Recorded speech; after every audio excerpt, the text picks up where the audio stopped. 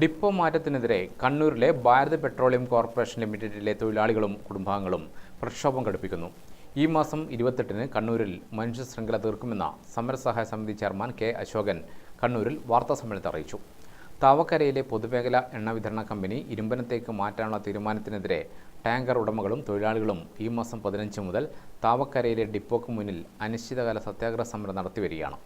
Railway സുരക്ഷിതത്വത്തിന്റെയും വികസനത്തിന്റെയും പേരിലാണ് depot മാറ്റുന്നത് എന്നാണ് ഔദ്യോഗിക വിശദീകരണം. ഡിപ്പോ മാറ്റേണ്ടതുണ്ടെങ്കിൽ ജില്ലാ ആസ്ഥാനത്ത് നിന്നും അകലെയല്ലാത്ത ഒരിടം യുദ്ധകാലാടിസ്ഥാനത്തിൽ കണ്ടെത്തണം. എന്നിട്ട് ഡിപ്പോ അവിടേക്ക് മാറ്റണമെന്നാണ് തൊഴിലാളികളും സമരസഹായ സമിതിയും ബന്ധപ്പെട്ടവരോട് ആവശ്യപ്പെടുന്നതെന്ന് കെ അശോകൻ പറഞ്ഞു.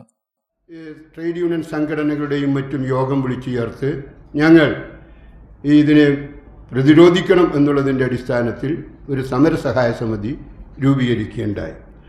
ആ സമരസഹായ സമിതിയുടെ ആദ്യ പ്രക്ഷോഭ പരിപാടി എന്നുള്ള നിലക്ക് 28-ാം തീയതി 4:30 മണിക്ക് ഈ ഡിപ്പോയിൻ്റെ മുൻപിൽ നിന്ന് ആരംഭിച്ച് റെയിൽവേയുടെ എക്സിറ്റ് ഗേറ്റ് വരെ ഉള്ള സ്ഥലത്ത് മനുഷ്യച്ചങ്ങല തീർക്കുന്നതിന് വേണ്ടിയാണ് തീരുമാനിച്ചിട്ട് ഉള്ളത്.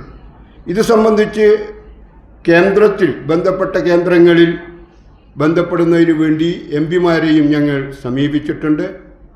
പക്ഷേ നമുക്കറിയാം, ഇന്ന് തൊഴിലാളികളുടെ പ്രശ്നം വരുന്ന സന്ദർഭത്തിൽ അതിനെ ഒക്കെ തന്നെ വേണ്ടത്ര പ്രാധാന്യത്തോടു കൂടിയല്ല ബന്ധപ്പെട്ടവർ കാണുന്നത് എന്നുള്ള ഒരു ദുഃഖ സത്യവും നിലനിൽക്കുകയാണ്.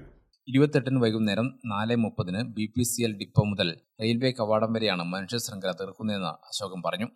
വാർത്താസമ്മേളനത്തിൽ K Jayarajan, E Rajeevan, Rakesh, M Valsaraj എന്നിവരും പങ്കെടുത്തു. ഗ്രാമിക ന്യൂസ്, കണ്ണൂർ.